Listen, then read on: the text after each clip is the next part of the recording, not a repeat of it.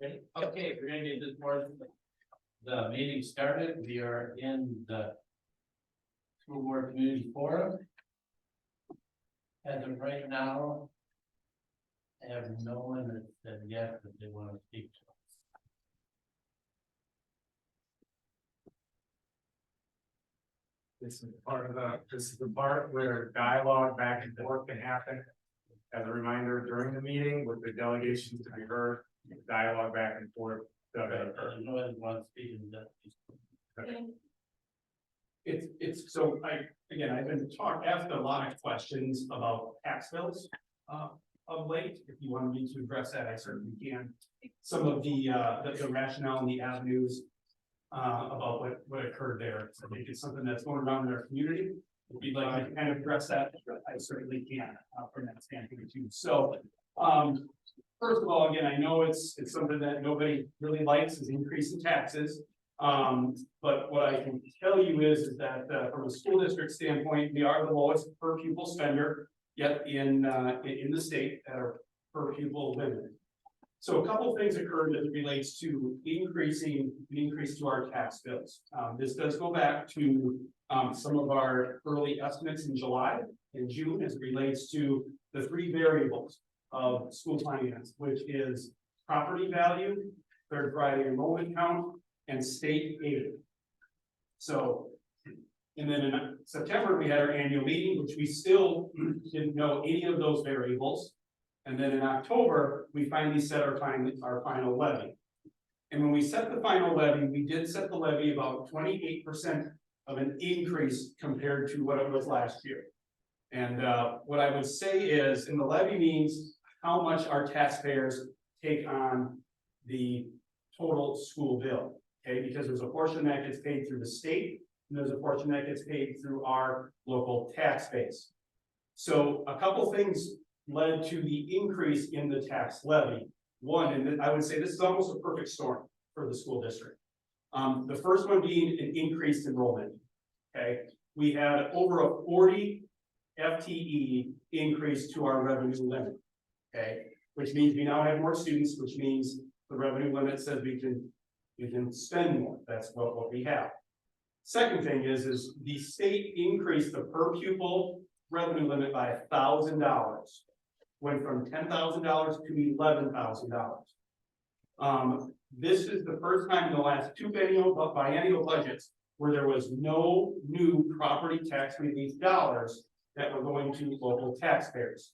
So just stop there and explain why we received $1,000 extra versus not every other school. Sure. We received $1,000 because the state said the minimum you can spend now is $11,000 per child. We were at $10,000. So, for instance, today I had a person say, "Well, why didn't Arrowheads go up so much?" Arrowheads increase only went up about $400 compared to our $1,000. So every school district back in 1994, set their per pupil revenue limit. And since 93 and 94, the Merton Community School District has been operating on a per pupil increase, if in fact it was given through the state biennial budgets. If you take a look at the annual meeting and the budget hearing, you will see all the incremental increases on the revenue limit accordingly. So basically, we raised it $1,000. If we were at the floor. The floor moved up to $11,000. The third key factor that I would say was our perfect storm was the increase in property value. Okay, the state formula for school funding looks at how much property value you have and determines how much state aid you get. Meaning, the more property values you have in your district, the less amount of state aid you're going to be receiving. If you take a look around our school district, you will see we have many new basements. We have farm fields being turned into subdivisions all across the district. So the state is seeing the Merton Community School District as you are much more property rich, meaning you can take on additional funding for the school. So we're going to reduce the amount of state aid. So the three key factors of more kids, increase of $1,000 on the revenue limit and decreased state aid caused a levy increase of about 28%. That's where, so 28% of the bill, more of the bill now is being pushed onto our taxpayers, something we have no control over. We have no control over about that part of the bill. So that's pretty much why there was an increase in, I mean, every municipality saw it differently. The village of Lisbon now saw about a 19% increase because they had the majority of the increased property wealth. Which means the amount that that village would owe us gets spread out across more thousands of dollars. The village of Merton had a 32% increase and the town of Merton had about a 30% increase. Again, they didn't grow as much property value. Again, not every municipality is treated the same. So the district didn't get more money. We didn't pass a referendum. The school funding formula with those three critical factors caused the increase in the tax levy. So far, I've had 3 conversations with taxpayers, community taxpayers, about 20-25-minute conversation. I shared with them our October budget memo, as well as the annual meeting, the budget hearing, to kind of explain all of those things as we move forward there too as well. So that's kind of when, and again, I encourage anybody who wants to learn a little bit more about why I did. School board members, if you guys get asked in a grocery store, you can just send them my way. And we will take that on. Appreciate Peggy fielding some of those phone calls too as well. Okay, so Thank you. I guess the last thing too is when we think about our property values, we all know they've increased. I did pull my tax bills. My 2020 tax bill is still for the Merton Community School District is higher than what it is today yet. So, and that all came from the property tax relief from the state legislators. So, again, still great value, 6th ranked school district in the state of Wisconsin, very low tax. Okay, that concludes our community forum. We're going to call the regular board meeting to order. And we will start out with the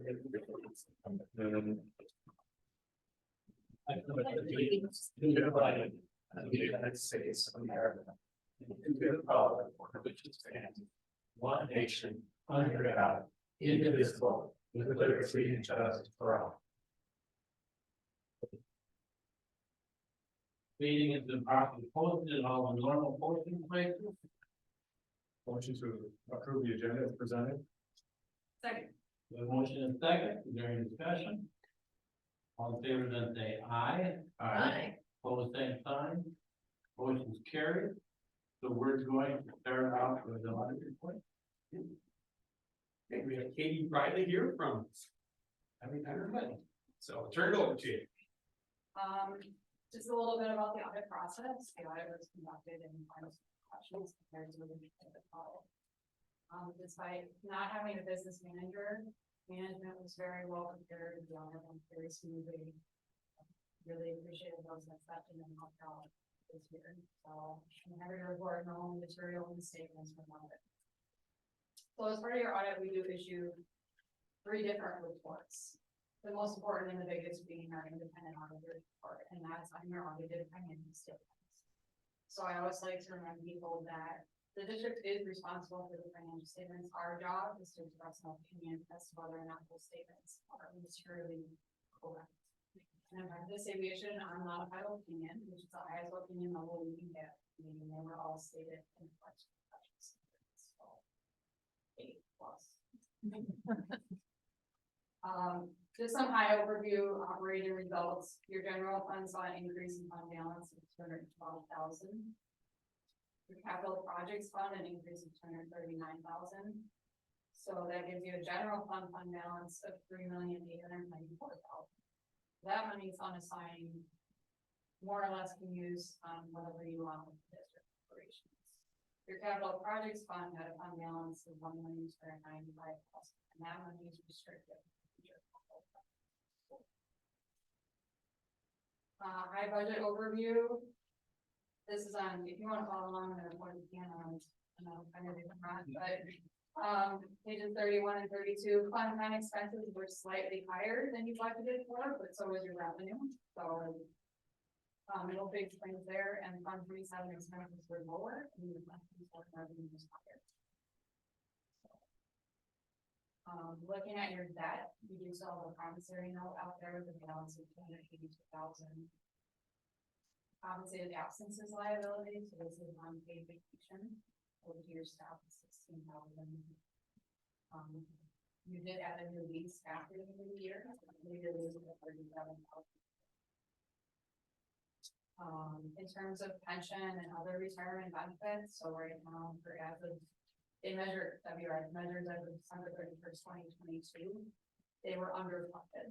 So your portion of that liability is not really fluctuates based on the market. So the board markets, that's the first one. When he's trying to shift to be an asset next year, follows that market curve. So, that's it for major financial highlights. Then the two other reports we issued, one is on compliance and internal controls over your financial report. So we have our usual finding there, and that's the financial statement preparation. Meaning, you simply rely on us as your auditors. That financial booklet for you. Then the other report we issue is on compliance and internal controls as it relates to federal and state programs. So this year, it's your ESSER money, you exceeded the thresholds where we were required to test that program. So I did have two findings related to that. Both are very common, I see them in a lot of schools, so just things to work on, but one is related to equipment. So if you purchase equipment with federal funds, you have to track that separately from other equipment you buy. So it's really just an appraisal company or your report. They should just kind of go in parentheses after it. The purpose is, and I know you bought each equipment here, so this is never going to happen. But if you were to turn around and sell that equipment, you have an obligation to report that back to the government. So it's just there to prevent people from taking federal fund financing and turning around and selling. And then the second finding related to what's called the Davis-Bacon Act. So again, because you use those funds to pay a contractor to install that HVAC equipment, you have an obligation to make sure that they're using prevailing wage rates. So that means getting a weekly or bi-weekly report from the contractor that they're not short-paying their staff. And so while your contractor was ultimately able to provide that after we asked for it, it wasn't done throughout the course of the project. So that's where that came from.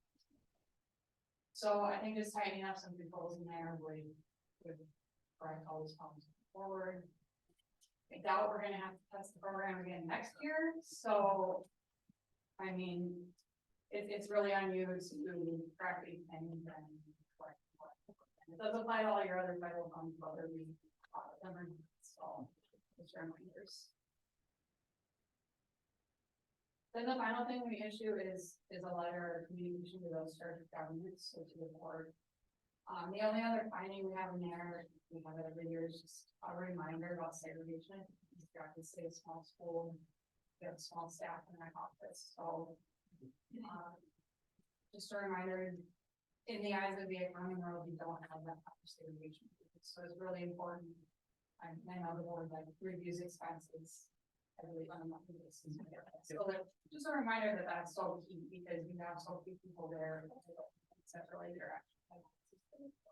So all the other comments are pretty standard comments. Just a reminder that in Brian and I talked about the actuarial studies coming up. That's one of those. If you had encountered any difficulties during now, maybe back to the here, but everything went through. Sorry about that. Any questions? Any questions? Thank you. Thank you. Thank you, Katie. I appreciate it. Thank you.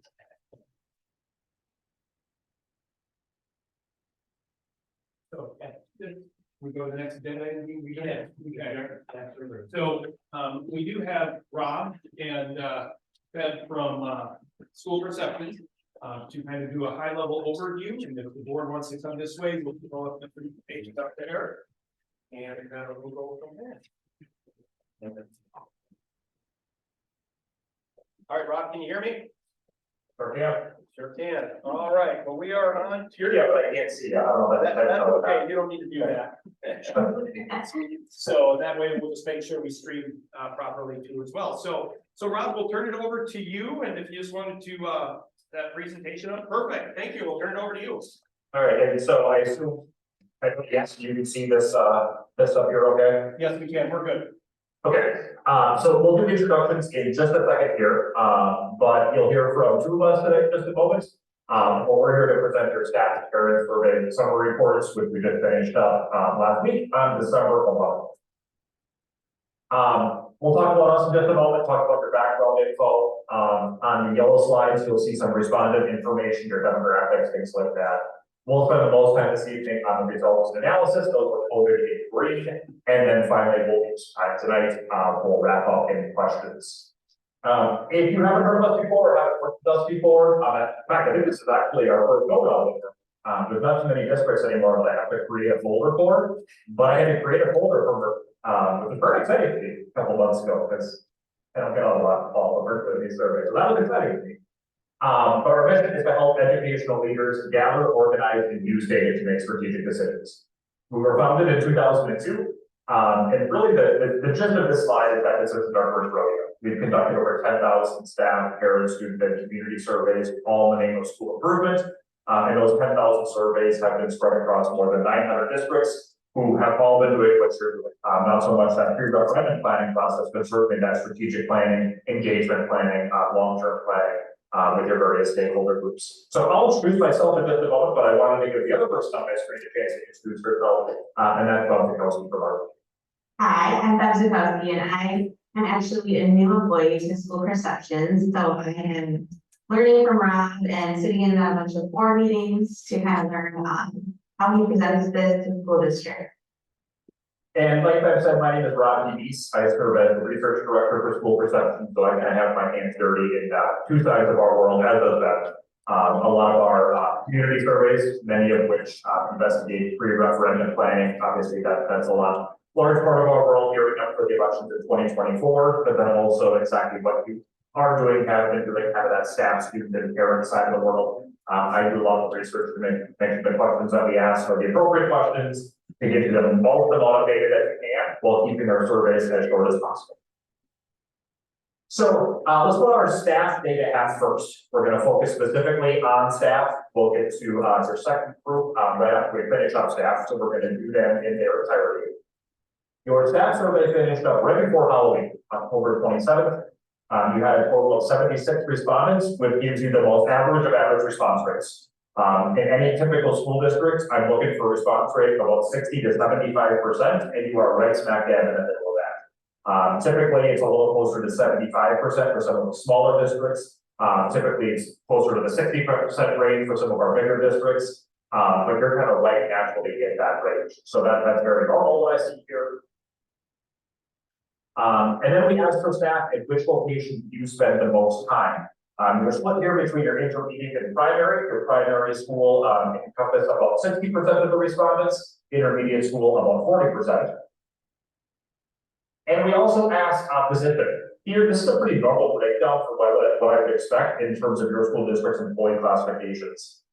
We do narrow them down a little bit. I think technically, if you look at the public staff all data page on the PI's website, that WiseDash, there's something like 152 different employee classifications that you can be, and you can imagine that create a pretty long list in a survey. So we collapse those down. Classroom teacher is self-explanatory.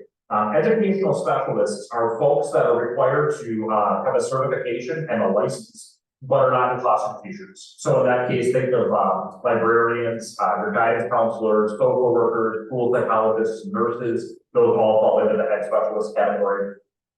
Instructional aides and paraprofessionals, support staff, administration, and then especially for staff, we do need the option to choose not to answer. This is pretty much a normal breakdown, especially what I'd expect to see in a K district with your classroom teachers being the majority of your respondents. And then tenure. So we have for folks, have you worked for the district, including this year, 1 to 5 years, or 6 years or more? Now, I go through those fairly quickly, just to mostly let you know that they were there. But what the district has the power to do here is to really get fairly narrow in terms of this engagement data. And you could in theory say, you know, show me classroom teachers at the primary school with 1 to 5 years versus 6 years of experience. Are they struggling in the same areas? Are they succeeding in the same areas? Are they kind of giving you the same data, or are less tenured teachers struggling in a different place? And is that an area where I need to beef up their mentorship, especially if they're not only new to the district, but new to the teaching profession? So any of those demographics that I just flew through, whether it's tenure, whether it's location, whether it's their position, you can do that. However, and this is a big aspect, if you disaggregate to a point where you get to a pool of people that are 5 or fewer, our system will say, no, we're going to stop you. I can't see that data, Beth can't see that data, if you can't see that data in the name of confidentiality, we don't want people to know who these are, who's answering your questions the way that they are. That breaks confidentiality, and that's really gonna, we don't want that to happen, but B, that would really tank your survey responses and yours moving forward. So we don't do that. You cannot slice and dice past a pool of people that is 5 or fewer. You might only have a couple of folks at the intermediate school that have 6 years or more experience that are also an 8. If that's the case, we're just not gonna let you go that deep. Into our green slides then. This is a bit of a summary, just so I don't take up 2 hours of your meeting tonight. But what I want to show you here, first, again, with the staff lens on, 5 items with the most growth. Now, at the beginning, you heard me say that this is the first time that we've worked with Merton, and that's still true. However, I do know that we ran a staff survey internally this year, or last year rather, before we were brought on this year. So what we did is we saved most of those questions, and that way you can still build longitudinal data. We can bring it in and host it for you, and usually that makes people feel a little better about confidentiality sake, as opposed to you sending something out through Qualtrics or Survey Monkey or so on. So for staff, this is essentially year 2. So we can see where the growth is. So what items did you see the most percentage growth in? You have the items here. Ooh, that's fun. Hey, you know I can do that. Merton School District provides a comfortable work environment. You have the percentage that agree now. You have the percentage agree last year, and then the difference. So you have a whopping 25% growth on that item. Merton School District provides a comfortable work environment. Another item where you saw, well, 2 items rather, that reached 20% or more in terms of growth. Merton School District practices open and honest communication. In fact, in that one, we went from below majority to above nearly 2/3. Here too, you broke slate majority. The school board has mutual respect and trust in the teachers and staff. That had growth of 20% from above a third, just reaching majority.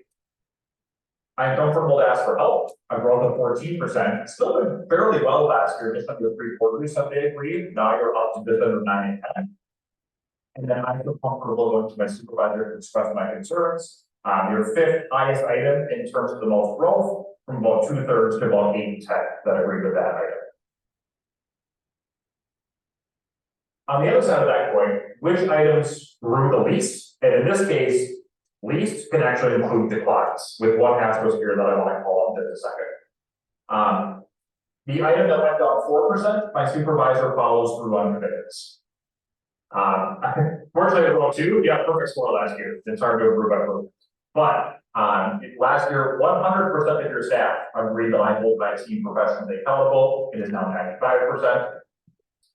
Still in the 90s, but a slight decline from 98 to 91% respectively. My supervisor holds me accountable. A decline of 8%, my supervisor provides useful feedback, 85 to 77%. And then the asterisk here, a massive decline, but it's a good thing because you don't want people to agree with the final item. Staff favoritism is an issue in this building. If you agree, that's a bad thing. So this was kind of reverse coded. So you wanted this to see a big decline, and it did by nearly 33%. 4 in 10 to under 10% now agree that staff favoritism is an issue in this building. So big decline, only one though on the screen that we really want to celebrate as a major decline. There was also an overall satisfaction question here. Overall, how satisfied are you working for the Merton School District? You're somewhat satisfied, went down a little bit because that's what you gained quite a bit in very satisfied. You doubled that here. You also did go up in terms of somewhat dissatisfied. So you had a bit of a fork in the road here from last year to, oh, excuse me, other way, my apologies. Somewhat satisfied, your darker bar is curved. So you kind of collapsed, well, last year from somewhat dissatisfied and very satisfied into the somewhat satisfied. So you kind of met in the middle there. But the other good news is that you declined quite a bit into very dissatisfied. So when you put all those numbers together, you increase by about approximately 25% on this item as well. So a lot of items went in the direction that we wanted. Very similar question. On a scale of 0 to 10, how likely are you to recommend the district as a place of employment? Previously, the answer was 47%, and this year it's 43 or 53%. Now let's talk a little bit about that in a growth of 6% here. So one brief thing that I like to do here in terms of this item, I start up at the top and I just do some simple math. So if I start at 10, 3% of folks are getting to a perfect score. Can't get better than that. If I added another 8, I'm at 11. Adding another 18, I'm at 29%. So I'm roughly 3 in 10 staff here, nearing a third, and that's a good thing. And the reason I say that is the research behind this question is that if I'm scored as an 8 or above, I serve as an ambassador for the district without you having to do anything. So I'm out there, you know, if I'm serving popcorn in the basketball concession stand, I'm willing to talk to other folks about how well things are going in the Merton Community School District, and you don't have to do anything as school leaders. Your folks that are in the 6 and 7, which also adds in another 24%. So at that point, you throw up the majority. Then that's how we get to 53% here. If you add another 9 and 15, those 2 rows here, they have a positive association with you. They're just not quite at the point yet where they're willing to talk about it without you having to do anything. But nevertheless, you see a lot more greens and light greens over here than you see in the scary reds below. So at the end of the day, you have nearly 1/3 of your staff that are acting as ambassadors for you, and you saw growth compared to where you were last year. I am going to turn to parent data for a second, but before I do so, any questions with our staff hat still on? We're good, Rob. Thank you. Yep. Parent data, exact same. You closed on October 27th with 374 respondents. Here you're actually a little bit above average in terms of your percentage response rate. This stays very, very steady at about 33%, 31%, 34% is almost exactly what we see no matter district size. So you're a little bit above average, but you're pretty darn close to what I would expect you to do here in terms of respondent performance.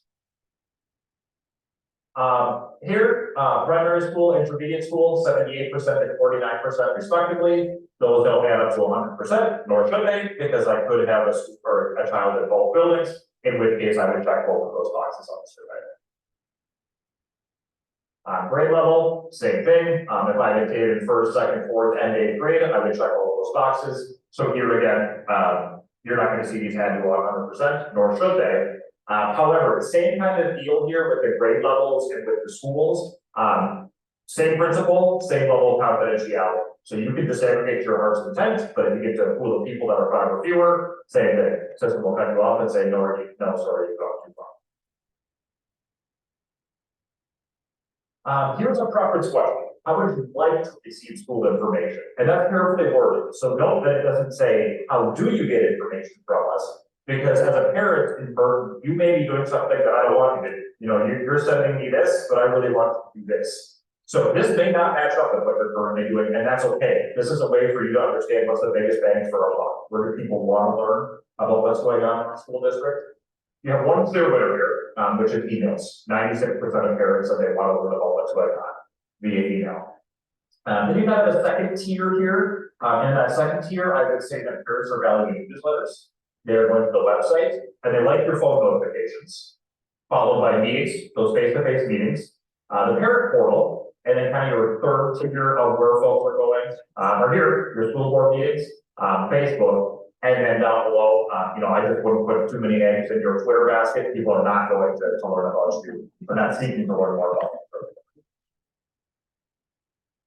So if you know how they want to hear from you, now this is the what do those folks, what do parents want to learn more about? Here it's a bit more balanced, I would say you kind of have two tiers here, but very interested in your goals and plans. Folks want to know how you stack up, how you're performing compared to other districts. Parents want to know about staff and successes, expert credentials or national board certifications. Parents want to know what good things staff are doing. They're interested in these meetings here, school board policy changes and updates. Certainly school safety and security is always a top concern, and then student achievements as well. Following that second tier, facility improvements, your extracurriculars, school district events and programs, and school financing budgets. Here, we still have top 5 and bottom 5, and this is for all these for your parents in just a second here. For your parents, because this was not a repeat of a survey that you had done before, this skewed more closely to our standard parent survey, which allows you to show you how you stack up. So you have an extra bar here. You have a comparison average instead of the comparison, or instead of the comparison to yourself that longitudinal data. But we organized this by this column here in the middle, the overall average. What 5 scores from your parents were the highest at the district level? A whopping 98% said school facilities are clean and well kept, and 96% said school staff treat my child with dignity and respect, both of which were about 2/10 above your comparison average pool. 94% for a 4.32 score on that scale of 1 to 5. My child feels safe at school. You continue to be above the comparison average, which then for apples comparison is also on a 1 to 5 scale. I feel welcome to my child's school, a score of 4.2, 92% agree, still remaining above the comparison average. And overall, my child is able to handle the emotional challenges of school. Again, you see 92% agreement for a score of 4.16, above the comparison average. What about the other side of that coin? Here are your bottom 5 scores, still based on this overall average right here. One thing that I do when I sort your data by this column is first I just eyeball it and see if there are any scores below 3. The reason I do that is if the scale is 1 to 5, which this continues to be, your perfect score is 5.00. Your lowest score is 1.00, which means the middle is 3.00. Even your lowest scores here are still where you want them to be. They're still leaning towards agreement or strongly agree. You're still above 3. And that's the blessing and the curse of making a list. Something's got to be at the top, something's got to be at the bottom. But even your bottom scores here are still leaning towards agreement, and that's a good thing. Doesn't mean you don't work on it, but it just means that at least folks are leaning towards that agreement. You do have a couple here that are below your comparison average pool. One is towards the bottom, but you're actually beating your comparison group, so hold that thought for just a moment. A few that are below the comparison average. I am updated on how my child is doing at school. 78% agree. You're only about 900 points away from the comparison average. Same agreement. School communication is both timely and transparent. Again, 900 points away from the comparison average. I have opportunities to provide feedback to school and teachers. Very similar data here, just about a 10 below. I am satisfied with their school efforts to address bullying. You're just a hair above the comparison average, which is why looking at this data, there are different ways to look at it, none of which are necessarily right or wrong. It's just a different way to look at the data. Here, it's a score that's near the bottom. So it's something that your parents want you to work on, or collectively it will be near the bottom. At the same time, putting that into context, you are still above your comparison average group. So it's a good thing. So I wanted to make sure I talked to those 2 columns together. And then the one that's most below the comparison average from these items here, there was a healthy culture at our school. You still have about 2/3 agreement, but your lowest score is 3.30, and that's below the comparison average of 3.72. Couple overall satisfaction here. Again, on a scale of 0 to 10, how likely would you be to recommend our schools to a friend or family member? This is also one of our standard questions. Your overall average is 5.90 for a comparison average of 7.34. So something below here. One that caught my eye was a slightly elongated neutral. That one catches my eye because this is one of the only items that we don't offer a don't know or doesn't apply. So we make you pick an item. And usually if people don't know or they don't have an opinion, they choose 5. They don't want to give you a perfect score, they don't want to give you the worst score, they just kind of go towards the middle. So one thing I'm hearing here is some people just don't know how to rate you, which I think corroborated a little bit of some of the data that we saw before, especially in terms of communication. So I'd say one thing to think about doing is putting all this data together. How do you communicate a lot of the successes that you're seeing? Now that you know, A, how people want to be communicated with, B, what they want to know about, these scores will go up. And then at the same time, you'll have fewer people kind of choosing that I don't know neutral, and you're going to see some of these start to break off towards one side. Let me pause there with the parent hat up and see what questions you have for parents.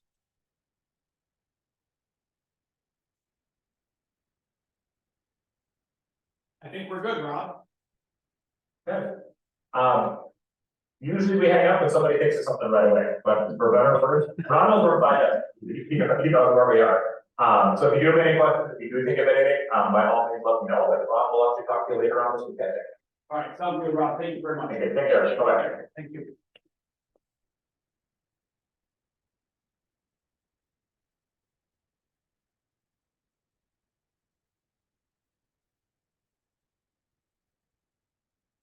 Thanks, everybody. The full report is in the board packet from the staff and the student section. Again, this data is going to be shown and broken out with our district leadership team, our building leadership teams, climate and culture, strategic planning are going to be taking a look at this again as we continue to move forward with it as well. So a big thank you to our staff and our families for participating. Again, we did just do our student survey too as well. So we're excited to see what that might lead us as well. So. As each of the leadership consider that they'll have it broken down by their buildings. Correct. Yep, they certainly do. Yep, and Steve, I know has already started that, and we'll continue to move with that as well. So, yeah, exactly. Okay, we are on to approval of the minutes on Monday, November 27th.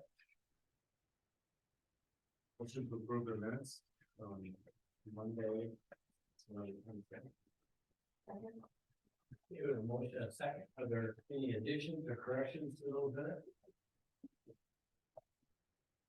All in favor of approval, say aye. Aye. Both same sign. Motion carried.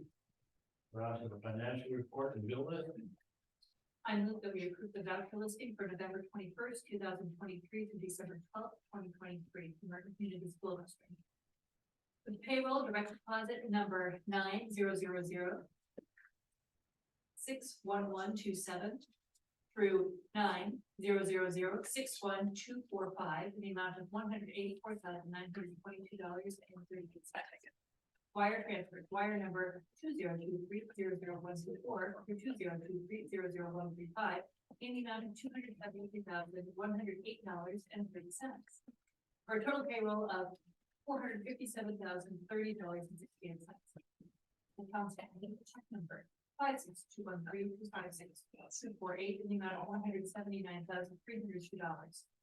AP wire transfer 2023-00122 or 2023-00123 in the amount of $571.02. Wire transfer 2023-00136 through 2023-00139 in the amount of $8,408.26. ACH direct deposit number 2324-00047 through 2324-00053 in the amount of $3,280.84. For a total accounts payable of $191,562.12 and total disbursements of $648,592.80. Okay, we have a motion, a second. Any questions, concerns? You did so good. From where you started. It's only taken 6 months to get I hear is that all in favor, say aye. Aye. Both same sign, motion's carried. We are on to the delegation referred, and no one signed up to speak to us. So we are now to the next page. Which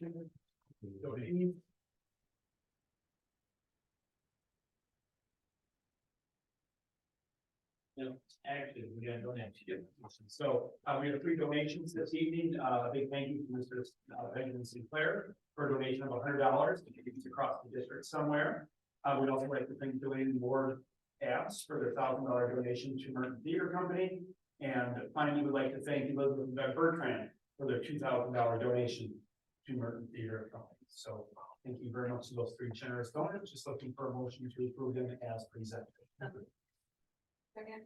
With motion and second to approve the 3 donations. Discussion? Thank you. It's a fantastic donation, we really appreciate it. All in favor, say aye. Aye. Both same sign. Motion carried. We are on to personnel action. And then No personnel actions. go No, we can't all be on something. Celebrate success. Celebrate success. Here's another success. For open record, we had 1 open record, which took me about 3 to 4 minutes to fulfill. Okay, then we're on to new business and So our policy and personnel committee met on Tuesday the 12th, and a couple things that we wanted to just clarify to make sure that the policy committee was kind of clear and okay about some curriculums and opportunities that we don't have control over, like a math meet, spelling bees. We have the center that works with some of our students who have unique opportunities. Those are curriculums that we don't have say in. So again, they were very comfortable with us discontinuing our practice about making sure that parents are fully aware about what it is that they're participating in and keeping them in the loop as we move forward there too as well. So that was one conversation. The other piece was is we did review several policies in the 400 world, which are focused around students. Again, a big thank you to Maria, who's driving a lot of that bus. We appreciate it, as well as our admin team who's reviewing them. And a big thank you to our policy committee members as well, because there's a lot there. There's approximately 18 policies, I do believe, that were reviewed. We didn't go through each of it. Again, it's all recorded. Basically, the feedback that was given was just had some questions and we just clarified some things, cleaned up things. That's why you didn't see any major edits, because there wasn't any really major edits besides some of the clerical things too. So, so that was the 400 policies. Again, we'll get a chance to review these first with the first draft with the board if there's any questions as well. The other proposed policy was the revenues and investment policy. Big thank you to Andrew. This is his world where we leveraged into. He collected some policies from some other school districts and created the draft policy, and then gathered some feedback from our policy committee as well. But the big thing with that investments policy is it's liquid and it's safe. So those are the 2 big driving factors for that policy. Safe first, and liquid. Yeah. So again, we'll hear more about that if there's any questions in the first reading. And then finally, again, we did review the employee benefit survey at our next policy and personnel committee. We're going to invite the staff so we can kind of review that together with them, and particularly about PTO, and kind of get some of their thoughts and ideas around what they would like to see in that too, and just have a global conversation with them. So as soon as we set that meeting, we'll push that out to our staff and invite them to a morning meeting. Is there, when you do that meeting, are there different types of models to present? I imagine people who only ever experienced one model might have. I think the first thing you're trying to do is to see what kind of model they would like to. There's not a lot of models out there as it relates to school districts. It's pretty typical personal days and then a larger sick thing that you can store up for future use. Our survey results would show that they would rather have more personal time and less accrued sick time. What that means, it means something different for everybody. So the other piece that we heard about was a short-term disability policy. If you do take away that, and we can talk further with them too as well. So just more of a global conversation. We started this last spring. We had some people that came and really talked about paid leave, unpaid leave, and we just kind of want to continue that conversation. We have some information that we got from them and like to continue the dialogue. So you'll hear more about that next month. Just change your phone. Yep. So, again, a big thank you to our strategic planning team. It consists of 14 administrators, staff members, community, board, support staff. So there's 14 of us that are working with Excel leadership. I would also like to thank our staff and community who have and our school board and our administrative team who have really participated in the visioning and the listening sessions. Because they're the ones who are going to be Excel leadership, collecting all the information and then bringing it to the team to say, okay, now what? So Excel leadership took us through a bunch of activities, reviewed the mission, the vision, the values, engaged us, very similar to what and how the parent group, the staff group, and the board group was all engaged to as well. So I'm thrilled to say that we have set the next 6 committee dates, 2 in each month, 2 in January, 2 in February, 2 in March, with our first policy team or our committee meeting being January 2nd, right out of the chute, the new year too. So more to come on that, but again, we had a great start. Thank you for everybody for participating and gathering that information. And excited about, certainly can, you're a member. As Nicole and I were listening at the end, they asked some questions about how things were going and everything, and it was so, I had shared that it was so productive. It was a great first meeting and everybody's involvement and investment in the time was fantastic. I've been very pleased with Excel leadership and their leadership of us through this, so I am excited to be a part of this process. I think we've learned honest and useful things, and I'm moving forward to see what we go. Yes, it was productive, lots of good ideas, good conversations. Yes. Get 8 minutes to talk. Brian and Joanne do a great job of keeping us all on track. Not an easy job, isn't it?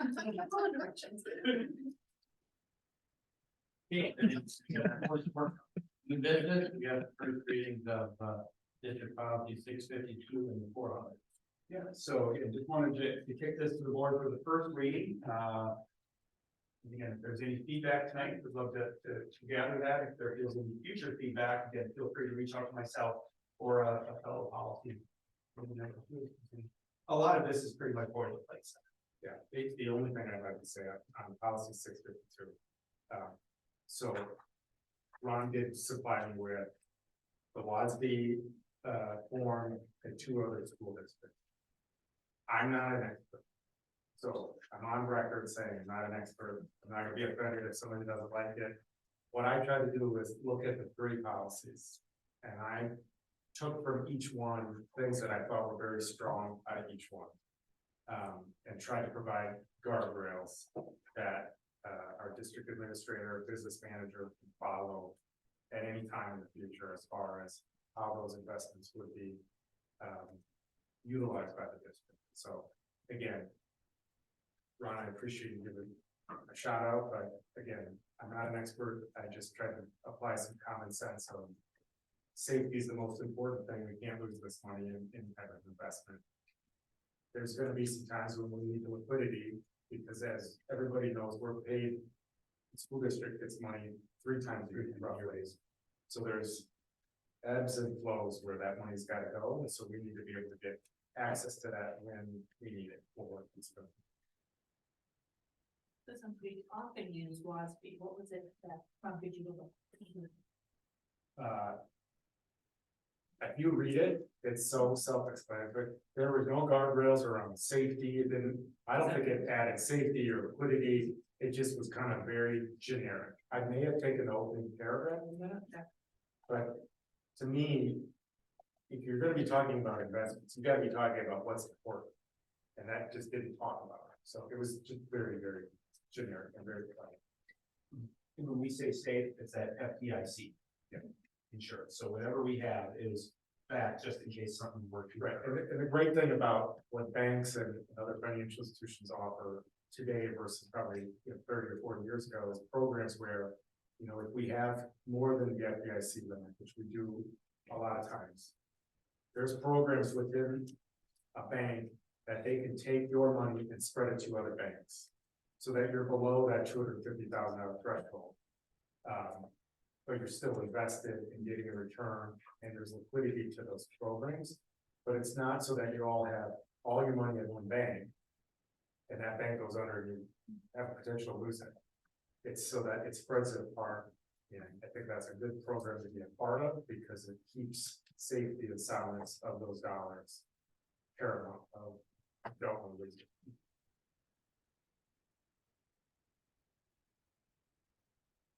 If any feedback, just let me know and we'll see where we go. And the other thing I would point out about, there was a couple of policies within the 400 that were actually done last year, but didn't get, last year meaning last school year, that didn't get put forward for some reason.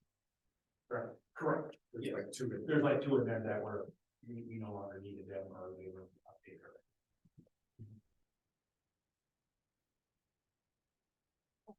So the next, yeah, so the board's seen them pretty quickly. They just missed going to the second reading or whatever it is. So, next month, again, we'd be forwarding these hopefully for final approval. Where do you go? Future meetings and then. January meeting is we have a big meeting out there. Open enrollment, again, will be a big discussion. I will get as much information as I possibly can to the board, because this is where we start talking about class size, number of sections. Again, we can take a lot of things into perspective as it relates to the growth of the district. So again, we'll be throwing some more information. We'll be able to justify open enrollment seats, special ed, regular ed. So more to come on that with that. We will have direct 24-25 calendar, and the student achievement committee will see that first. We'll gather any feedback and then bring that right to the board too for a draft with that feedback. And then we also have the selected foreign policies as well as the 652 with that too. The one piece I would like to bring to the board to see if it's something, again, trying to get at least 4 individuals for the board self-evaluation is becoming very, very difficult. With the doodle poll, the feedback, the most I have is 3. I say the most that I've been able to collect is 3 board members. Do you know what that was? With the 8? No, it was, unfortunately, the 8 was one of them, and that would when 3 of good, and I know Nicole is traveling, so she's unable to get there. The other one. And email with my dates. And still with them. Yep. Yeah.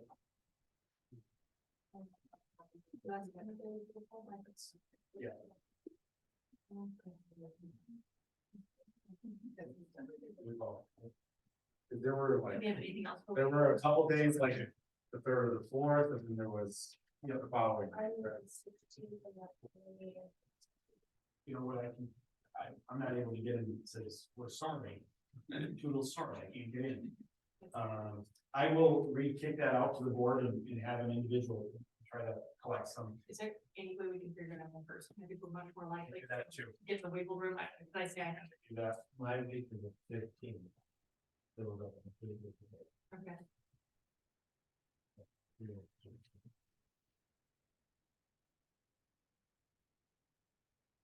Was out. Anything else on that, the week of the 8th?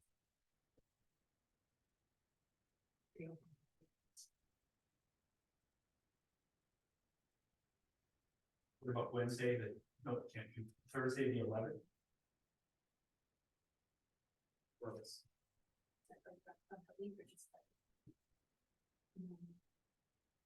What, I'm sorry, it's the 11th. Thursday, the 11th. Yes. Yes. I could come on Thursday, be home for the. Not anymore.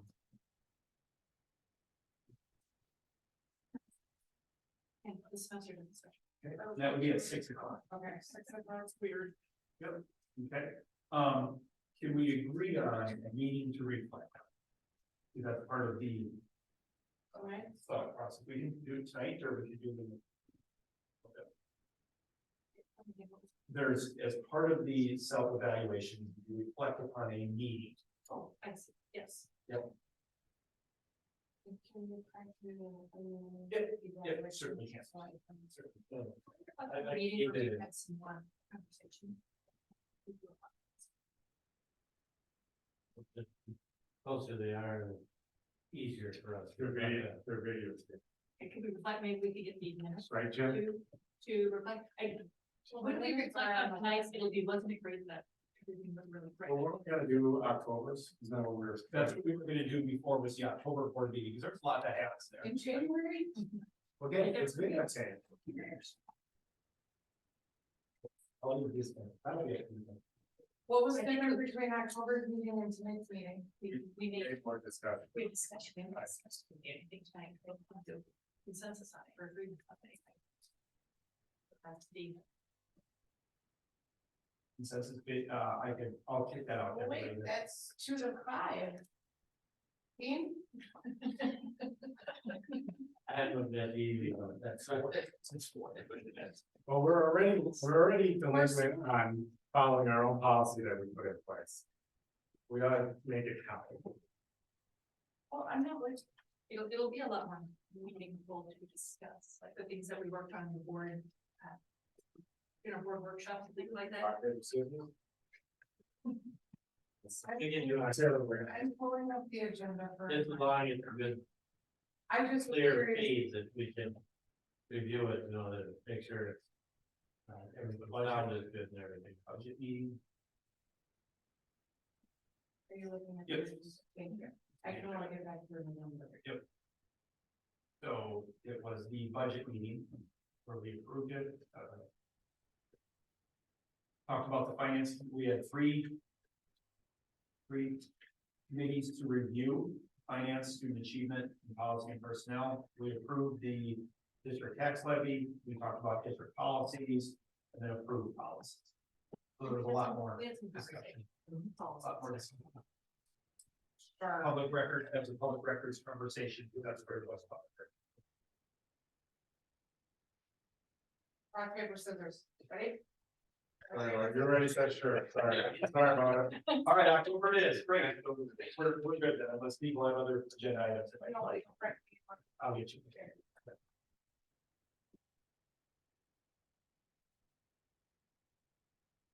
Agenda items for the February or March. You probably bring back the teacher-student spotlight part of that. How does that get organized? Is that an agenda item? Is it something that gets invited separately? We direct our superintendent that. We can bring it back if you guys would like to, because I think a perfect example would be to see if we can bring some fifth graders in, that would really impactful. Okay. Sounds good.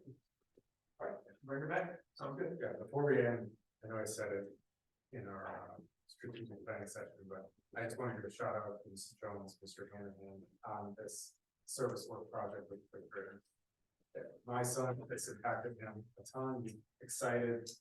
More talking at the dinner table about what he's doing and what other kids are doing than all year. I think it's great. It's had a huge impact, and I know there was a fire lit under him, which I think was quite good. So shout out to Mrs. Jones and Mr. Henry. I think it was fantastic. I really, and I know you've gone through it, you've gone through it with your kids, but it's the third time they've done it, and I think it's awesome. So I hope we do it, Steve, all the time. Maria. Okay. And I also want to give a shout out to our music teachers and our theater company teachers who did not acknowledge last week, and I wish we had. It was a wonderful turnout for the musicals. It is so much engagement, and then I understand that the primary concert was packed, and I was at the band concert, just to be working to swallow, bring those two bands together, worked out really nicely, and I just heard so many compliments from the community on the excellence of our music program, so I'm very proud of that part of it. All right, motion to adjourn. Second. The motion is second, all in favor, then say aye. Aye. Aye. Both same side. Need adjourned. Thank you.